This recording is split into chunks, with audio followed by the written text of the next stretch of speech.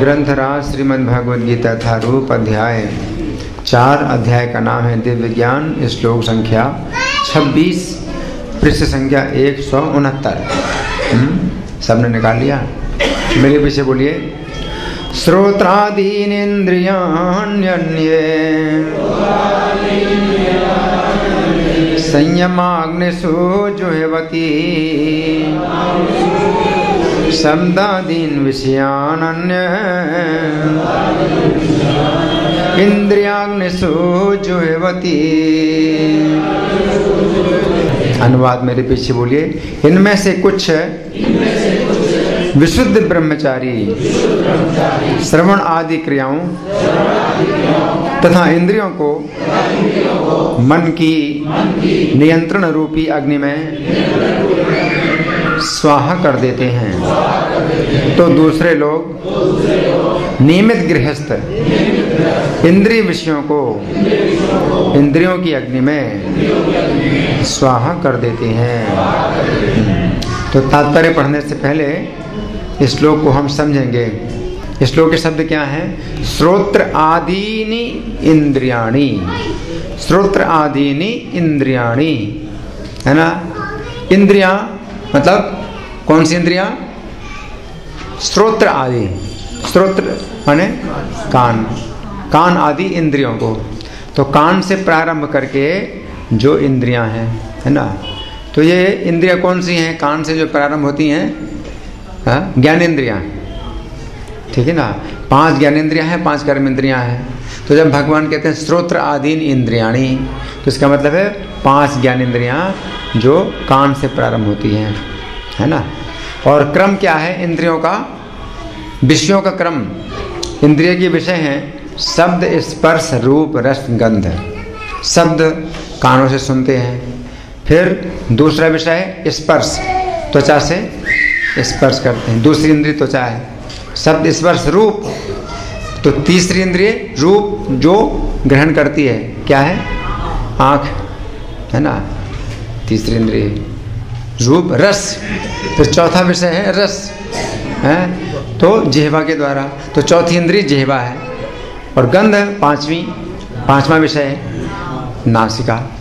तो 5 इंद्रियों का जो क्रम है, हाँ, हमें उस प्रकार से समझना है।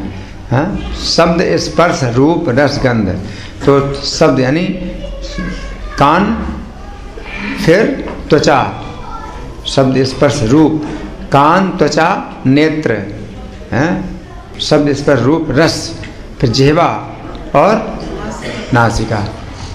कान, पहला कान और दूसरा त्वचा, तीसरा नेत्र, कान, त्वचा, नेत्र, फिर जिह्वा, नासिका। कान, त्वचा, नेत्र, जिह्वा, नासिका। कान, त्वचा, नेत्र, जिह्वा, नासिका। ये 5 इंद्रियां। तो श्रोत्र आदीनि इंद्रियाणि अन्ये। अन्य का मतलब है अन्य लोग। तो भगवान कई प्रकार के आगे बतला रहे हैं। तो उनमें से कोई व्यक्ति ये करता है तो दूसरा व्यक्ति ये नहीं करता तो ये करता है। ऐसे अन्य भगवान जो है शब्द का प्रयोग कर रहे हैं, अन्य। तो भगवान ने जितने भी प्रकार के यज्ञ बतलाए हैं, तो सभी यज्ञ करने की जरूरत नहीं है। इनमें से कोई भी एक, तो कोई व्यक्ति ये करता है तो कोई व्यक्ति जो दूसरा व्यक्ति है वो ये नहीं करता, ये करता है। इस तरह से भगवान मतलब अलग अलग यज्ञों का वर्णन कर रहे हैं। तो आज के श्लोक में भगवान ने 2 प्रकार के यज्ञों का वर्णन किया। पहले प्रकार का यज्ञ क्या है कि स्तोत्र आदि इंद्रियाणी, है ना। तो 5 ज्ञानेंद्रियां हैं, हाँ, उनको जो है हवन करते हैं। उन इंद्रियों का हवन करते हैं किसमें? संयम अग्निषु जुह्वति। संयम की अग्नि में हवन करते हैं। उन इंद्रियों का हवन करते हैं, है ना। इसका मतलब त्याग करते हैं, विषयों का त्याग करते हैं।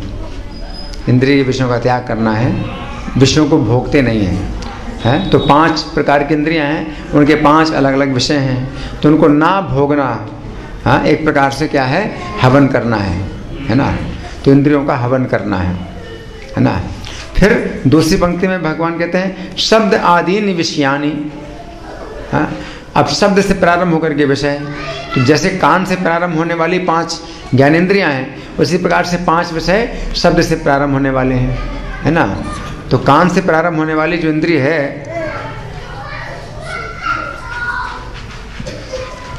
कान से प्रारंभ होने वाली इंद्रिय है, हमने बताया था कान, फिर त्वचा, फिर नेत्र, फिर जिह्वा, नासिका, है ना।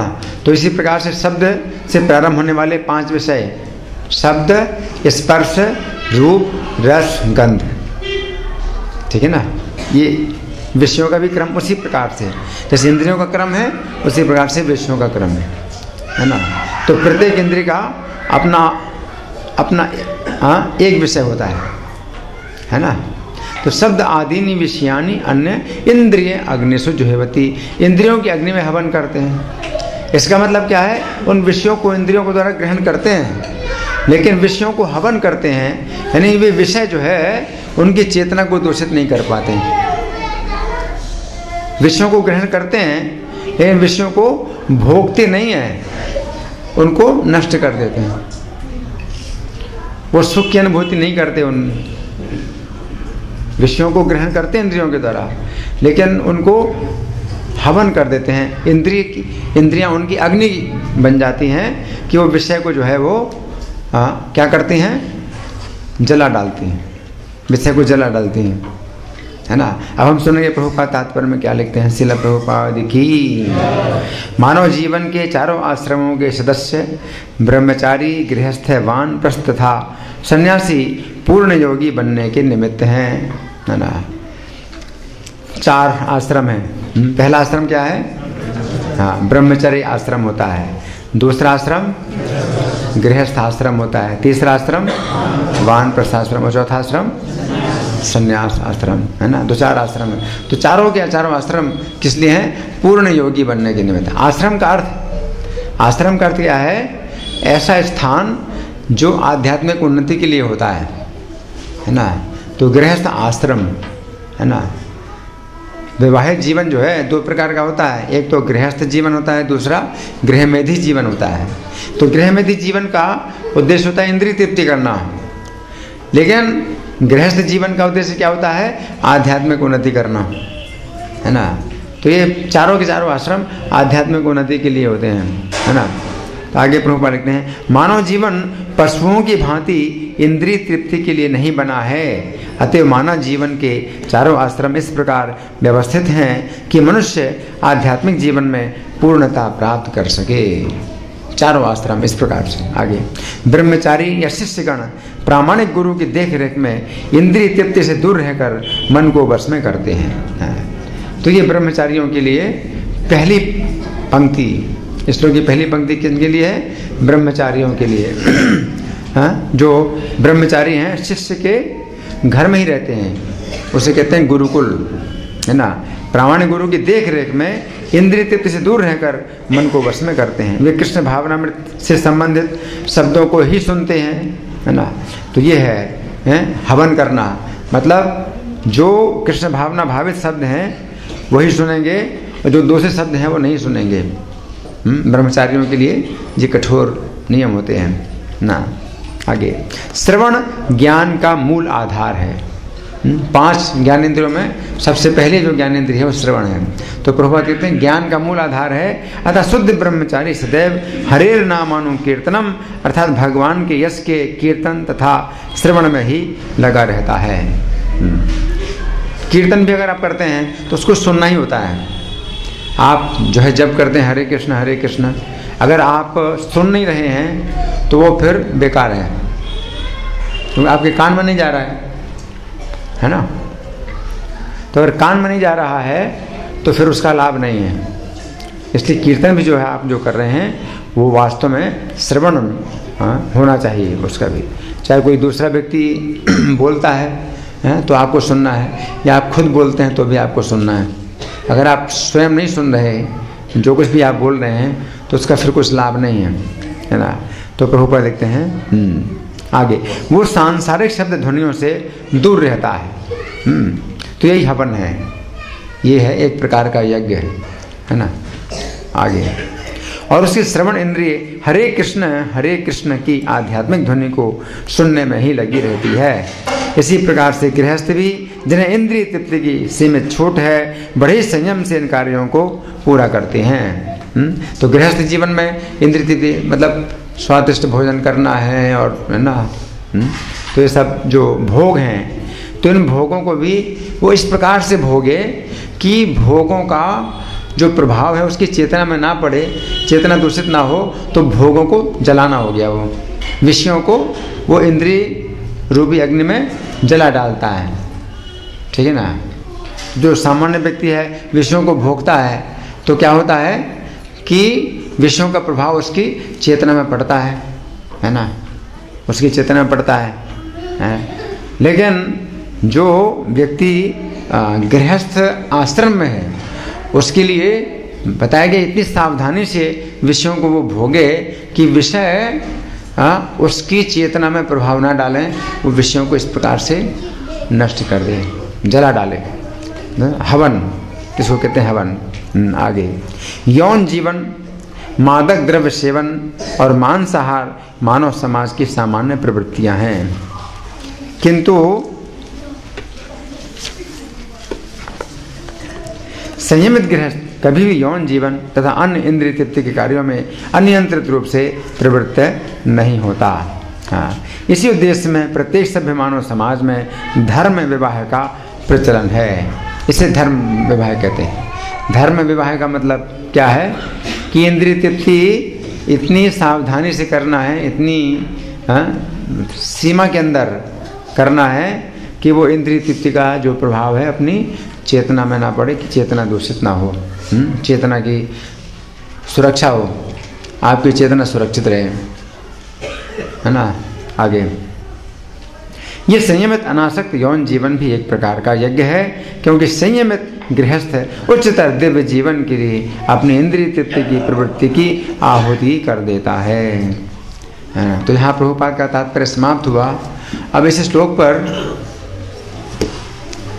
जो मैंने लिखा है, अभी पुस्तक नहीं छपी है इसकी, लेकिन यह अध्याय मतलब मैंने पूरा किया हुआ है, श्री भगवान ने कहा, तो उसी में से मैं आपको पढ़ के सुनाऊंगा।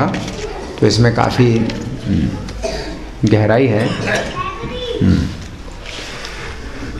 तो सबसे पहले तो ये समझिए कि श्रोत्र आदि इंद्रियाणी, श्रोत्र का अर्थ है कान, श्रोत्र आदि इंद्रियाणी, कान से प्रारंभ करके हमारे शरीर में जितने भी ज्ञानेंद्रियां हैं, है ना।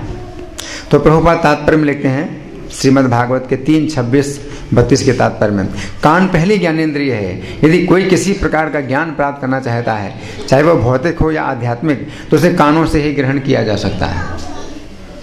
अतः स्तोत्रम अत्यंत महत्वपूर्ण है। वैदिक ज्ञान श्रुति कहलाता है, वैदिक ज्ञान भी श्रुति, क्योंकि ज्ञान सुनकर ही प्राप्त किया जा सकता है। सुनकर ही हम भौतिक या आध्यात्मिक आनंद तक पहुंच सकते हैं, चाहे भौतिक आनंद हो चाहे आध्यात्मिक आनंद, सुन करके ही। भौतिक जगत में हम अपने आराम के लिए अनेक वस्तुओं का निर्माण सुन करके ही करते हैं, सुनते हैं ना, सुन करके ही करते हैं, जो पहले से ही विद्यमान रहती हैं। किंतु शून्य मात्र से उन्हें रूपांतरित किया जा सकता है। यदि हम गगनचुंबी भवन बनाना चाहते हैं तो इसका अर्थ यह नहीं होता कि हमें इसका सृजन करना होगा। बनाना कुछ नहीं है, गगनचुंबी भवन की सारी सामग्री लकड़ी, धातु, मिट्टी आदि पहले से है, किंतु हम पहले से उत्पन्न इन पदार्थों के साथ घनिष्ठ संपर्क ये सुनकर स्थापित करते हैं कि इनका उपयोग कैसे किया जाता है। इसी प्रकार असली स्रोत से श्रवण करके आध्यात्मिक कर्म क्षेत्र बनाया जा सकता है। अर्जुन देहात्म बुद्धि वाले निपट भौतिकतावादी थे और देहात्म बुद्धि से बुरी तरह पीड़ित थे, किंतु श्रवण मात्र से वे कृष्ण भक्त बन गए। श्रवण मात्र से, है ना। सुनना अत्यंत महत्वपूर्ण है, अतः हमें उचित स्रोत से श्रवण करना चाहिए। कान के बाद दूसरी ज्ञानेंद्रिय क्या है, हमने बताया है त्वचा, जिसके द्वारा हमें स्पर्श का ज्ञान होता है कि कौन सी वस्तु कोमल है, कौन सी वस्तु कठोर है। त्वचा से कौन सी वस्तु शीतल है, कौन सी वस्तु गर्म है, त्वचा से पता चलता है। इसके पश्चात तीसरी ज्ञानेंद्रिय नेत्र है, जिसके द्वारा हमें रूप का ज्ञान होता है, किस वस्तु का कैसा आकार है, कैसा रंग है। इसके पास चौथी ज्ञानेंद्रिय जिह्वा है, जिसके द्वारा हमें स्वाद का ज्ञान होता है कि कौन सा भोजन तीता है, मीठा है, तीखा है, कड़वा है, खट्टा है। फिर पांचवी ज्ञानेंद्रिय नासिका है, जिससे गंध का ज्ञान होता है, किस वस्तु में सुगंध है, किस वस्तु में दुर्गंध है। इस प्रकार यहाँ पर भगवान हमारे शरीर की 5 ज्ञानेंद्रियों की बात कर रहे हैं। फिर अन्य शब्द का प्रयोग करके भगवान क्या कहते हैं कि अन्य, कि वो पहले का यज्ञ ना करके तो ये करेंगे, ये ना करें तो ये करें, कोई एक करें। तो कुछ लोग हैं इस प्रकार के यज्ञ को करते हैं। फिर संयम अग्निशु, संयम अग्निशु जुहवती, अग्निशु बहुवचन है ना। इसका मतलब है कि एक एक ज्ञानेंद्रिय को उसकी संयम अग्नि में हवन करना है ना। तो संयम शब्द का अर्थ है ऐसी क्रिया जिसमें इंद्रियों को वश में किया जाता है, और अग्निशु शब्द का अर्थ है अग्नि में, इंद्रिय संयम रूपी अग्नि में।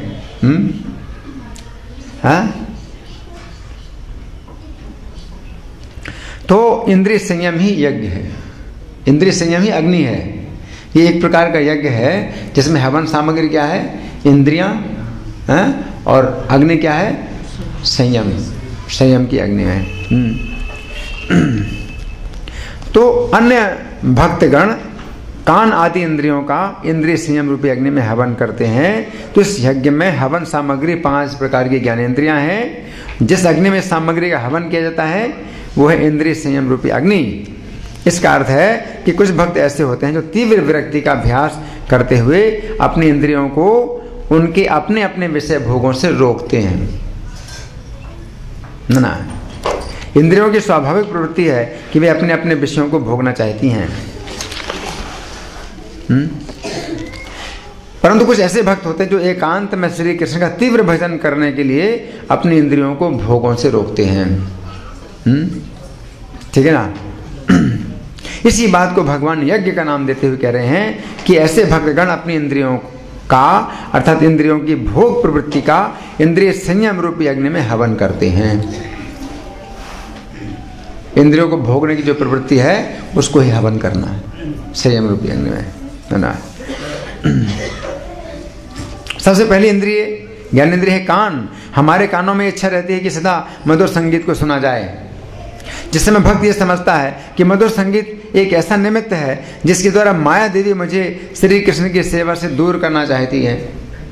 उस समय भक्त मधुर संगीत सुनने की इच्छा का संयम रूपी अग्नि में हवन कर देता है। ठीक है ना। उसकी इच्छा तो होती है सुनूं बड़ा मधुर, जब देखता है कि अरे इसमें तो खतरा है मेरे लिए, तो वो जो है नहीं सुनता है। दूसरी इंद्रिय है त्वचा इंद्रिय।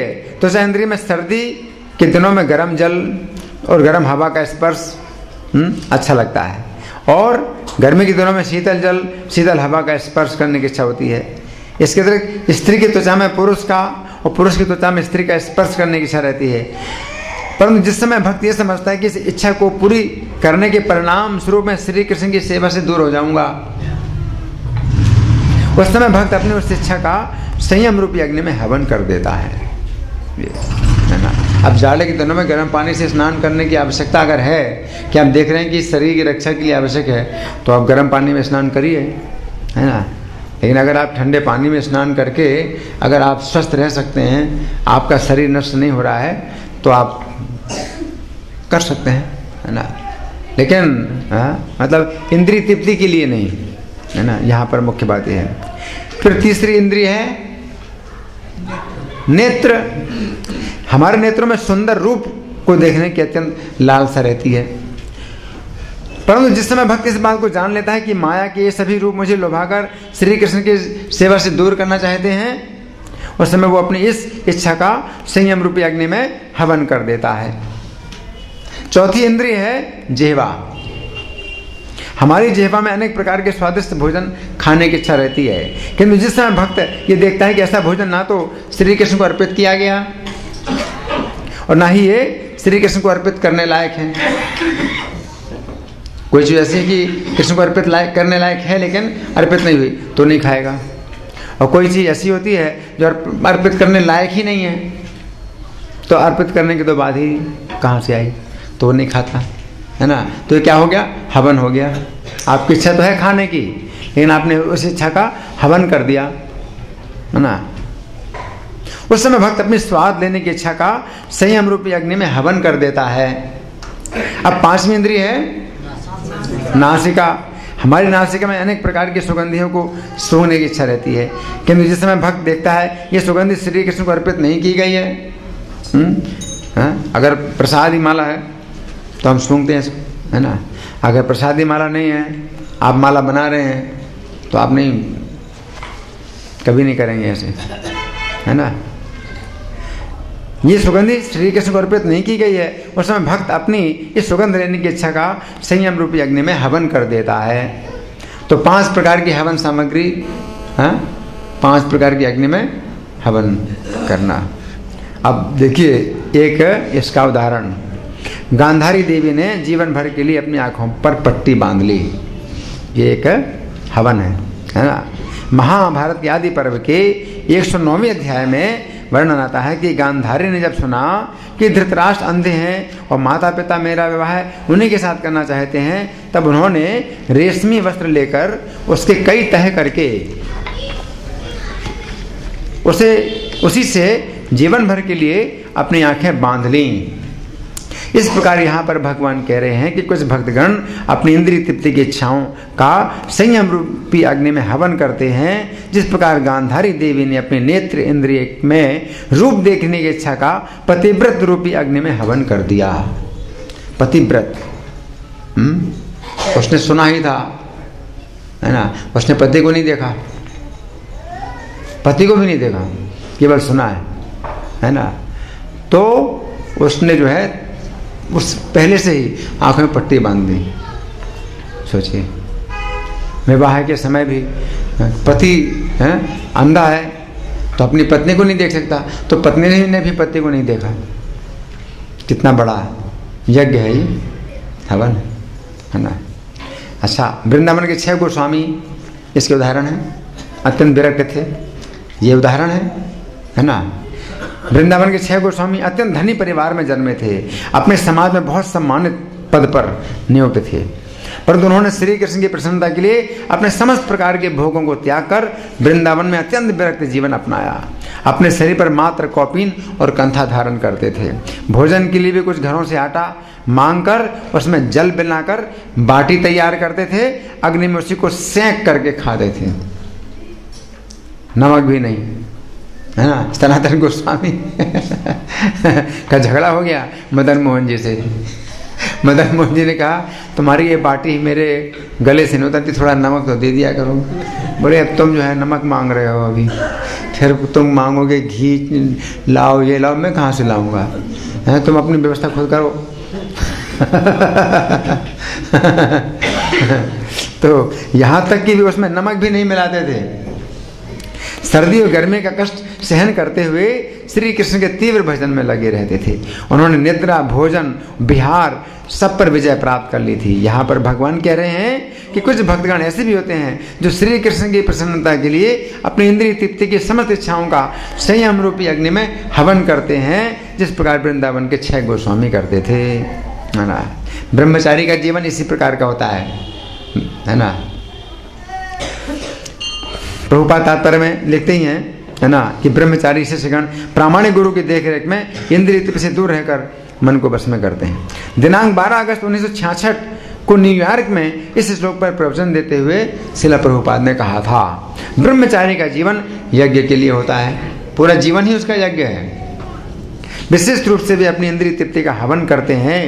प्राचीन काल में ब्रह्मचारी गुरु के घर में रहते थे। ब्रह्मचारी गुरु कुले वसन दान तो गुरोर्हितम, है ना, और उन्हें अत्यंत कठोर नियमों का पालन करना होता था। ब्रह्मचारी को गृहस्थों के घरों में जाकर भिक्षा मांगनी पड़ती थी, और ये भिक्षा गुरु के लिए होती थी, वो नहीं खा सकता। क्या समझे? ब्रह्मचारी गृहस्थों के घर में भिक्षा मांगेगा अपने गुरु के लिए, तो ये एक प्रकार का यज्ञ है। उन्हें जो कुछ भी प्राप्त होता था उसमें से वे कुछ भी ना लेकर सब गुरु को अर्पित कर देते थे। फिर रसोई के पश्चात यदि गुरु शिष्य को बुलाकर भोजन दे तो शिष्य भोजन ग्रहण करेगा। यदि गुरु शिष्य को बुलाना भूल जाए तो शिष्य गुरु के पास जाकर ये ना कहे कि गुरुदेव मुझे आज भोजन नहीं प्राप्त हुआ है, मुझे भोजन दीजिए, बल्कि शिष्य उस दिन उपवास करें। इसे यज्ञ कहते हैं। तो ब्रह्मचारी जीवन इस प्रकार के यज्ञ के लिए होता है। उन्हें अत्यंत कठोर अनुशासन में प्रशिक्षण प्राप्त होता था ताकि भविष्य में आशा हो कि वे आध्यात्मिक उन्नति करेंगे। लेकिन यहाँ पर समझना है इस बात को कि प्राचीन काल में शरीर ऐसे नष्ट नहीं होता था। अगर नहीं खाया, 1 दिन 2 दिन नहीं खाया तो शरीर नष्ट नहीं होता था। अभी तो शरीर तुरंत नष्ट होता है। इसलिए प्रभुपाद ने मतलब ये नहीं किया खाओ प्रसाद, ब्रह्मचारियों के लिए प्रसाद की व्यवस्था की कि प्रसाद खाओ, है ना। कोई मतलब ये नहीं कि गुरुजी देंगे तभी खाएगा, नहीं तो नहीं खाएगा, ऐसा नहीं है, आप जो है सवेरे मंगल आरती में उठिए और जो है जप करिए और क्लास में बैठिए, इसके बाद आइए प्रसाद भी लीजिए। हाँ, ये बात जरूर है, अगर मंगल आरती में नहीं आए तो प्रसाद ना खाओ तो ये आपका जो है अपने आप में त्याग होगा आध्यात्मिक उन्नति के लिए कि नो मंगल आरती नो प्रसादम। तो ये प्रभुपाद ने इस तरह का सुझाव दिया है। इस प्रकार यहाँ पर भगवान कह रहे हैं कि कुछ भक्तगण अपनी इंद्रियों की भोग इच्छाओं का संयम रूपी अग्नि में उसी प्रकार हवन करते हैं जिस प्रकार ब्रह्मचारी जीवन में शिष्य अपने गुरु की सेवा करता है। ठीक है।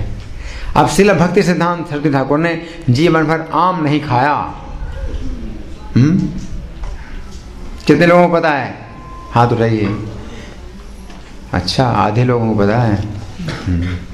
तो ये इस श्लोक का उदाहरण है। जीवन भर आम नहीं खाया, हवन कर दिया इस इच्छा का है। जिस समय शिला प्रभुपाद के गुरु शिला भक्ति सिद्धांत सरस्वती ठाकुर मात्र 3 वर्ष के बालक थे। कितने? 3 वर्ष के बालक। 3 वर्ष के बालक। उस समय एक बार उन्होंने श्री कृष्ण को बिना भोग लगाया हुआ आम खा लिया। उनके पिता शिला भक्ति विनोद ठाकुर ने उन्हें प्रेम से समझाया कि उन्हें ऐसा नहीं करना चाहिए था। पिता ने कुछ ऐसे नहीं कहा था कि तुमको इसका जो है दंड दिया जाएगा या तुम खुद इसका दंड दो, अपने आप को दंड दो, ऐसा उन्होंने कुछ नहीं कहा था। प्रेम समझाया कि आगे से नहीं करना, है ना। और गलती जो है बच्चे की वो गलती नहीं मानी जाती, क्योंकि पहले तो गलती करता ही है तभी तो सिखाया जाता है। तो वो गलती नहीं मतलब समझा था उनके पिता ने, लेकिन उन्होंने बहुत बड़ी गलती मान ली। ये कितना बड़ा गुण है? भक्त का कितना बड़ा गुण है कि पहली बार जो गलती होती है वो गलती नहीं मानी जाती, है ना। कोई नहीं मानता गलती, लेकिन इस बालक ने इसको गलती मान लिया, है ना। उस समय उस बालक ने अपने इस अपराध का प्रायश्चित करने के लिए ये व्रत ले लिया कि वह जीवन भर आम नहीं खाएगा। 3 साल की अवस्था में कोई बच्चे मानते ही नहीं है, खाने से मानते ही नहीं है। उनको बार बार मना करो तो भी खाएंगे, लेकिन एक बालक जीवन भर, है ना। तो यहाँ पर भगवान कह रहे हैं कि कुछ भक्तगण अपनी इंद्रियों की भोग इच्छाओं का संयम रूपी अग्नि में उसी प्रकार हवन करते हैं जिस प्रकार शिला भक्ति सिद्धांत सरस्वती ठाकुर ने जीवन भर आम खाने की इच्छा का प्रायश्चित रूपी अग्नि में हवन कर दिया। ये प्रायश्चित अग्नि है, इसमें हवन कर दिया, उस इच्छा का हवन कर दिया, आम। अच्छा, अब दूसरी पंक्ति क्या है? शब्द आदि नहीं विषयान अन्न इंद्रिय अग्निशु जुहवती, है शब्द आदि। तो जैसे पहले श्रोत्र आदि इंद्रियाणी था, दूसरी पंक्ति में शब्द आदि विषयान। तो कान से प्रारंभ करके 5 ज्ञानेंद्रियां हैं, कान, त्वचा, नेत्र, जिह्वा, नासिका। उसी प्रकार शब्द से प्रारंभ हो गए 5 इंद्रिय विषय, शब्द, स्पर्श, रूप, रस, गंध। हाँ। तो प्रथम पंक्ति में भगवान ने जिस क्रम में 5 ज्ञानेंद्रियों की बात कही है, उसी क्रम में 5 ज्ञानेंद्रियों के 5 विषयों की बात कही है ना।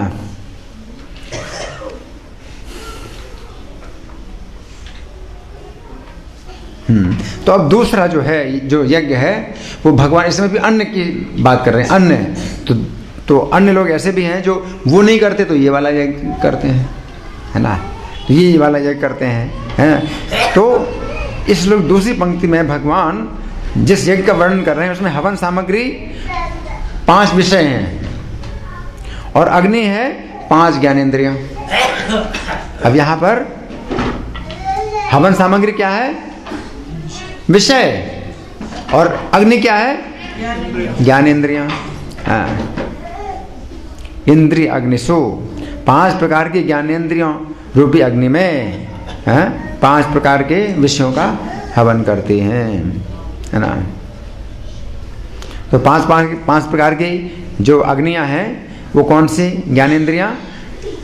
कान, त्वचा, नेत्र, जिह्वा, नासिका, है ना।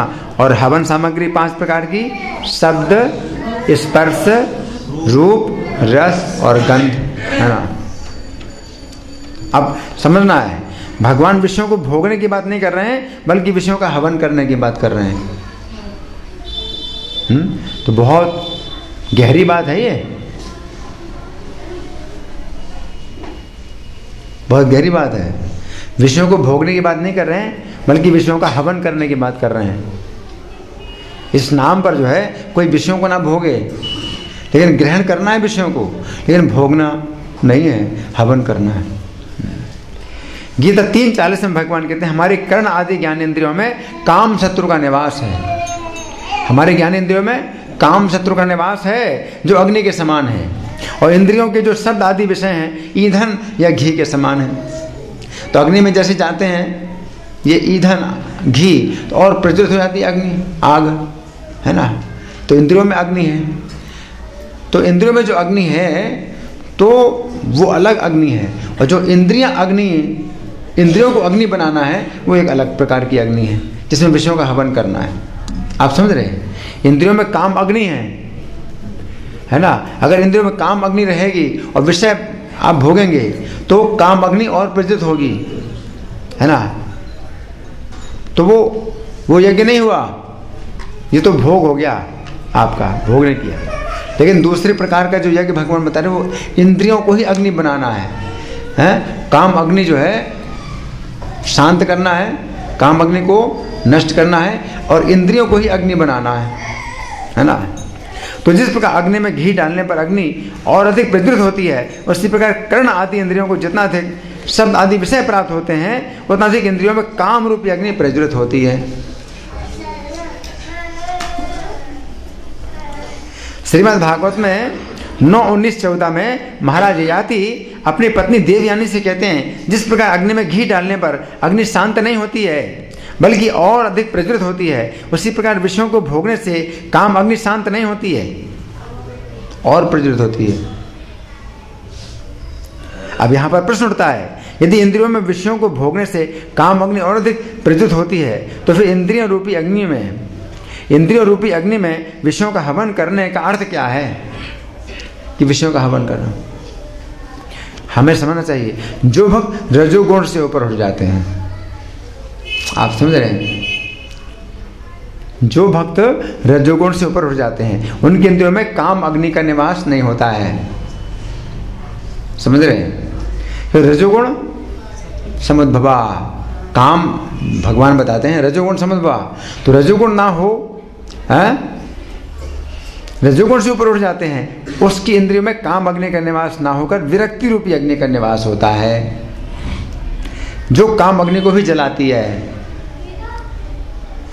जो काम अग्नि को भी जलाती है। इस प्रकार उन भक्तों की इंद्रियां स्वयं एक प्रकार की अग्नि बन जाती हैं, है ना। और जिस समय भी इंद्रियों के द्वारा विषयों को ग्रहण करते हैं उस समय विषयों में जो काम अग्नि प्रज्वलित करने की शक्ति है वो ईंधन बन जाती है। तो यहाँ पर भगवान विषयों को ईंधन बता रहे हैं, परंतु हमें समझना चाहिए कि वास्तव में विषयों में जो काम अग्नि छिपी हुई है वो ईंधन है। कृष्ण भावना भावित व्यक्ति की इंद्रियां ऐसी अग्नि है जो विषयों की काम अग्नि को भी जला देती हैं। इस प्रकार कृष्ण भावना भावित व्यक्ति अपनी इंद्रियों के द्वारा विषयों को इस प्रकार ग्रहण करता है कि उसकी इंद्रियों में काम अग्नि प्रज्वलित नहीं होती है, और इसी क्रिया को भगवान यहाँ पर यज्ञ कह रहे हैं। गीता दूसरा अध्याय 64-65 श्लोक में भगवान कहते हैं जिस समय इंद्रियों में राग द्वेष नहीं रहता है उस समय व्यक्ति इंद्रियों के द्वारा विषयों को ग्रहण करके प्रसन्नता की प्राप्ति करता है। राग द्वेष वियुक्तेस्तु विषयान इंद्रिय शरण, है ना। आत्मवशर विधेयात्म प्रसादम अधिगच्छति, प्रसन्नता की प्राप्ति करता है। उस प्रसन्नता के द्वारा व्यक्ति के समस्त दुखों का विनाश हो जाता है और इस प्रकार उसके चित्त के प्रसन्न होने पर उसकी बुद्धि स्थिर हो जाती है। इसके पहले हमने चर्चा की थी जिसमें इंद्रियों में राग द्वेष अथवा काम अग्नि का निवास होता है उस समय इंद्रियों की द्वारा विषयों को भोगने पर काम अग्नि और अधिक प्रज्वलित हो जाती है। फिर काम अग्नि के प्रज्वलित होने पर क्या होता है, गीता दूसरे अध्याय के 62-63 श्लोक में भगवान कहते हैं काम अग्नि के प्रज्वलित होने पर क्रोध अग्नि प्रज्वलित हो उठती है। फिर क्रोध से सम्मोह उत्पन्न होता है, सम्मोह से स्मरण शक्ति भ्रमित हो जाती है। स्मरण शक्ति के भ्रमित होने पर व्यक्ति की बुद्धि नष्ट हो जाती है और बुद्धि के नष्ट होने पर व्यक्ति कर्म बंधन में फंस जाता है। इस प्रकार हमें समझना चाहिए कि कृष्ण भावना भावित व्यक्ति की राग द्वेष रहित इंद्रियां एक ऐसी अग्नि बन जाती हैं जो विषयों को ग्रहण करने पर विषयों में जो काम अग्नि है उसको ही जला देती हैं। इस प्रकार हम देखते हैं यहाँ पर एक अग्नि दूसरी अग्नि को जला रही है।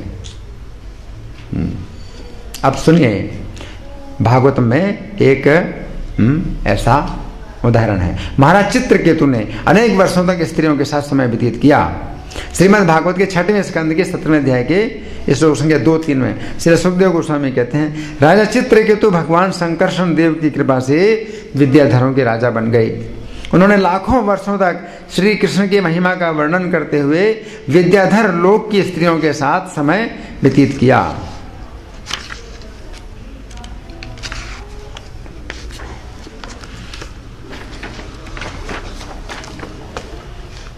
इन श्लोकों में तात्पर्य में श्रील प्रभुपाद लिखते हैं यहाँ पर ध्यान देने की बात है कि यद्यपि महाराज चित्रकेतु विद्याधर लोक की अनुपम सुंदरियों से घिरे हुए थे किंतु वे भगवान के पवित्र नाम का जप करके उनका गुणगान करना नहीं भूले।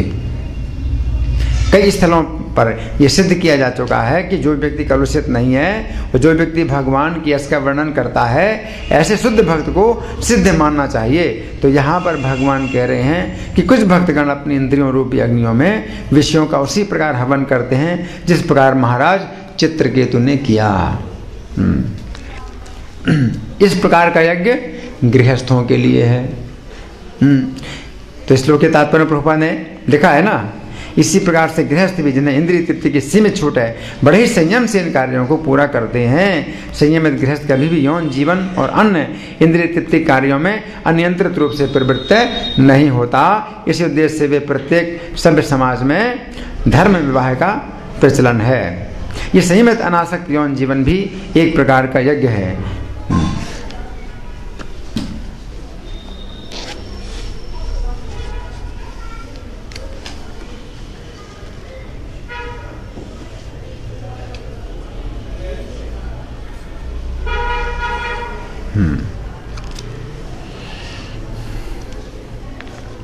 क्योंकि असंयम क्षमा करिए क्योंकि संयमित गृहस्थ उच्चतम दिव्य जीवन के लिए अपनी इंद्रिय तृप्ति की प्रवृत्ति की आहुति कर देता है। अब देखिए एक ऐसी घटना है जिसमें अर्जुन ने दोनों प्रकार के यज्ञ किए। अर्जुन ने दोनों प्रकार के यज्ञ किए। इस श्लोक की पहली पंक्ति में एक प्रकार के यज्ञ और दूसरी पंक्ति में दूसरे प्रकार के यज्ञ है। दोनों प्रकार के यज्ञ की अर्जुन ने। अब देखिए बड़ा आश्चर्य है जिसमें अर्जुन स्वर्ग में इंद्र की सभा में उर्वशी का नृत्य देख रहे थे। सुन रहे सब लोग? हाँ इंद्र जो है क्षमा करिए अर्जुन स्वर्ग में उर्वशी का नृत्य देख रहे थे। उस समय उर्वशी के रूप को देखकर भी उनके अंदर काम अग्नि का संचार नहीं हुआ। इस प्रकार अर्जुन ने अपनी नेत्र इंद्रिय रूपी अग्नि में उर्वशी के रूप का हवन कर दिया। दूसरे श्लोक की दूसरी पंक्ति का यज्ञ यानी विषय ग्रहण किया लेकिन उनकी चेतना में वो बेकार नहीं पैदा हुआ, है ना। तो उर्वशी के रूप का हवन कर दिया यानी विषय को इंद्रिय की अग्नि में हवन कर दिया, है ना। इसके पश्चात जिसमें उर्वशी रात्रि काल में अर्जुन के निकट सहवास के लिए आई उस समय अर्जुन उर्वशी के प्रस्ताव को अस्वीकार कर दिया। इस प्रकार अर्जुन ने अपनी त्वचा इंद्रिय में उर्वशी का स्पर्श करने की इच्छा का संयम रूपी अग्नि में हवन कर दिया, है ना। तो दोनों प्रकार के यज्ञ हुए, है ना। अच्छा, अब इसका जो है एक दूसरा अर्थ भी निकल रहा है। जो दूसरी पंक्ति है ना, इंद्रिय अग्नि, इंद्रिय अग्नि, तो एक अर्थ तो हमने चर्चा की कि हमारी इंद्रियों की अग्नि। अब दूसरा अर्थ है कृष्ण की इंद्रिय रूपी अग्नि। ये भी जो है बहुत मतलब दिव्य अर्थ है।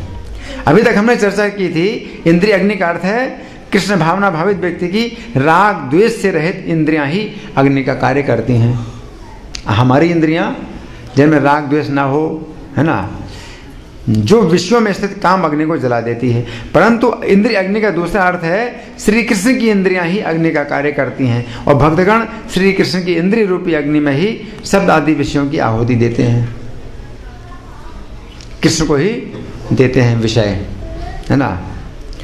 दिनांक 15 अप्रैल 1974 को मुंबई में इस श्लोक पर प्रवचन देते हुए श्रील प्रभुपाद ने कहा था, यहाँ पर कहा गया है शब्द आदीन विषयान अन्य इंद्रिय अग्निशु जुहेवती। तो यहाँ पर इंद्रिय अग्निशु का अर्थ है श्री कृष्ण की इंद्रियां। जिस समय हम श्री कृष्ण की इंद्रियों को संतुष्ट करते हैं उस समय हमारी इंद्रियां स्वतः संतुष्ट हो जाती हैं। इस प्रकार हमें समझना चाहिए कि एक प्रकार का यज्ञ ये भी है कि हम शब्द आदि विषयों का श्री कृष्ण की इंद्रिय रूपी अग्नि में हवन करते हैं, है ना। हम लोग रोज गाते हैं ना, वंदे गुरु श्री चरणारविंदम, है ना। तो उसमें एक श्लोक ये भी है, याया लिभिर युक्तिरपेक्षणीया निकुंज यूनो रतिकेली सिद्धि याया लिभिर युक्तिर अपेक्षणीया तत्रातिदाक्ष्याद अतिवल्लभस्य वंदे गुरु श्री चरणारविंदम। कि हमारे गुरुदेव कैसे हैं, कि निकुंजों में राधा कृष्ण की रति को सफल बनाने के लिए जितनी युक्तियाँ जो सखियाँ हैं वो करती हैं, उनमें हमारे गुरुदेव बहुत दक्ष हैं, निपुण हैं, है ना। तो राधा कृष्ण की इंद्रियों को तृप्त करने के लिए, है ना, उनको विषयों, तो उनकी इंद्रियों की अग्नि में विषय हवन करना, है ना। तो ये जो है गोपियाँ रास नृत्य में श्री कृष्ण की पांचों इंद्रियों में पांचों प्रकार के विषयों का हवन करती हैं। यद्यपि विभिन्न प्रकार के भक्तगण श्री कृष्ण के किसी एक इंद्रिय रूपी अग्नि में किसी एक विषय का ही हवन करते हैं। कुछ भक्त लोग हैं वो कृष्ण को भोग ही लगाते रहते हैं, तो एक प्रकार का यज्ञ करते हैं, है ना। तो कई प्रकार के भोग लगाते हैं कृष्ण को, तो एक इंद्रिय है कृष्ण की, उसको जो है वो विषय देते हैं, है ना। लेकिन गोपियाँ पांचों इंद्रियों को जो है कृष्ण की पांचों इंद्रियों को विषय देते हैं। परंतु जिस समय श्री कृष्ण गोपियों के साथ रास नृत्य करते हैं उस समय गोपियां श्री कृष्ण की पांचों इंद्रियों रूपी अग्नि में पांचों प्रकार के विषयों अर्थात शब्द, स्पर्श, रूप, रस और गंध का हवन करती हैं, है ना। यानी कृष्ण को शब्द भी सुनाती हैं, सुंदर राग, है ना, मधुर गीत सुनाती हैं, स्पर्श भी देती हैं और रूप अपना श्रृंगार करती हैं, रूप का भी विषय देती हैं और रस, रसना अनेक प्रकार के स्वादिष्ट व्यंजन बनाती हैं कृष्ण के लिए और गंध सुगंधियाँ भी। इस प्रकार फिर शुक्लांबर ब्रह्मचारी ने श्री चैतन्य देव को भोजन से तृप्त किया। ये चैतन्य भागवत में एक घटना है। चैतन्य भागवत के मध्य खंड के 25वें अध्याय में वर्णन आता है कि एक दिन शुक्लांबर ब्रह्मचारी ने, क्षमा करिए, कि एक दिन शुक्लांबर ब्रह्मचारी पर प्रभु ने कृपा करने के लिए उनसे भोजन मांगा। श्री चैतन्य देव बोले, तुम्हारा अन्न खाने की मेरी बड़ी इच्छा है ना। तो चैतन्य देव की अग्नि है ये, है खाने की इच्छा है ना, तो उनकी अग्नि है, उसमें अब वो हवन करना है ना। तो मुझे अन्न देने में कुछ भय मत करो, मैं ठीक कह रहा हूँ। शुक्लांबर ब्रह्मचारी तो जो है मतलब भिक्षा मांग करके ही कुछ चावल इकट्ठे करते थे और उसी को ही खाते थे, इतने दरिद्र थे। और भगवान मांग रहे हैं भोजन, तो उनको तो बहुत चिंता हो गई कि भगवान के लिए मैं क्या दूंगा, है ना। इस प्रकार महाप्रभु जब बारंबार कहने लगे तो शुक्लांबर ने बड़ी सावधानी से स्नान किया, फिर सुगंधित जल गर्म किया, उसमें चावल के साथ केला के नवीन मृदुल फूल मिलाकर पात्र को स्पर्श किए बिना अलग से डाल दिया। बर्तन भी नहीं छुआ अशुद्ध ना हो जाए मेरे छूने से, तो बर्तन को छुआ भी नहीं, ऊपर से डाला। प्रभु भी स्नान करके उपस्थित हुए। महाप्रभु बड़े आनंद से भोजन के लिए बैठ गए और भक्तों के सामने साक्षात भोजन ग्रहण करने लगे। उस समय प्रभु बोले, अपने जन्म से लेकर आज तक मैंने कभी ऐसा स्वादिष्ट भोजन नहीं किया। भगवान ने है ना, तो ये तृप्ति मतलब भगवान को हुई ना, तो एक हवन हो गया ना, है ना। इस भोजन का स्वाद तो कुछ कहा नहीं जा सकता है, बिना स्पर्श किए अलग से ही ऐसी स्वादिष्ट रसोई तुमने कैसे बना ली? तुमने छुआ भी नहीं, इतना स्वादिष्ट कैसे बनाया है तुमने? इस प्रकार प्रभु ने पुनः पुनः आस्वादन करते हुए बड़े आनंदित होकर भोजन किया। इस प्रकार यहाँ पर भगवान कह रहे हैं कि भक्तगण श्री कृष्ण की इंद्रियों रूपी अग्नि में विषयों का हवन करते हैं, जिस प्रकार शुक्लांबर ब्रह्मचारी ने श्री चैतन्य देव की जिह्वा रूपी अग्नि में स्वादिष्ट भोजन का हवन किया। उनकी खाने की इच्छा है तो हवन किया, खिलाया अच्छा भोजन, स्वादिष्ट भोजन खिलाया, है ना। इस श्लोक के बंगाली पद्यानुवाद में श्रील प्रभुपाद लिखते हैं, बंगाली कविता प्रभुपाद ने प्रत्येक श्लोक की बनाई है। नैष्ठ के ब्रह्मचारी यज्ञ इंद्रिय संयम, स्त्रोत्रादि मानस से तप अग्नि ते अर्पण, रूप रस शब्द स्पर्श विषय संयम, यज्ञ होती से है इंद्रिय हवन। तो यहाँ पर श्रील प्रभुपाद के शब्दों में श्री भगवान कह रहे हैं, रूप रस शब्द स्पर्श विषय संयम यज्ञ आहुति से ही है इंद्रिय हवन, अर्थात श्री कृष्ण की इंद्रियों रूपी अग्नि में रूप रस आदि विषयों का हवन करना एक महान यज्ञ है। गीता 5:29 में भगवान कहते हैं कि वे समस्त प्रकार के यज्ञों के भोक्ता हैं, वे समस्त प्रकार के यज्ञों के भोक्ता हैं। इस बात को यदि दूसरे शब्दों में कहा जाए तो हम कह सकते हैं कि श्री कृष्ण को सभी प्रकार के भोग प्रदान करना सर्वश्रेष्ठ यज्ञ है ना। सभी प्रकार के भोग जो उनकी इच्छा हो, है ना। उनकी इच्छा तो नहीं है कि अंडा मांस खिलाएं, है ना, तो ये नहीं, सभी प्रकार के भोग मतलब जो उनको पसंद हो, है कि नहीं, तो ये यज्ञ है, ठीक है ना। तो इतना जो है ये चर्चा हुई आज ये श्लोक पर। अब आप लोगों की ओर से कोई प्रश्न है या कोई चर्चा है? जैसे रामानंद राय का भी मिलता है कि वो जो जगन्नाथ वल्लभ नाटक में जो भाग लेती थी युवतियाँ, उनका अपने हाथ से श्रृंगार करते थे। और बहुत अच्छा, बहुत अच्छा, इन्होंने बहुत अच्छा उदाहरण दिया है रामानंद राय, है ना। तो वो जो है मतलब जगन्नाथ जी की जो देवदासियाँ थीं, है ना, जगन्नाथ जी को के लिए जो है वो नृत्य करती थीं, गान करती थीं। तो जवान लड़कियां होती थीं और सुंदर लड़कियां होती थीं, अपने हाथ से उनके शरीर को स्पर्श करते थे और स्वच्छ करते थे रामानंद राय। तो पुरुष होते हुए भी उन स्त्रियों को स्पर्श करते थे, है ना। तो ये जो है कौन प्रकार का यज्ञ है? विषयों को इंद्रियों में हवन करना है।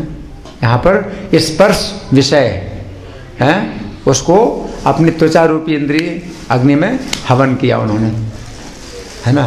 बहुत अच्छा, धन्यवाद। और कोई? हाँ जी।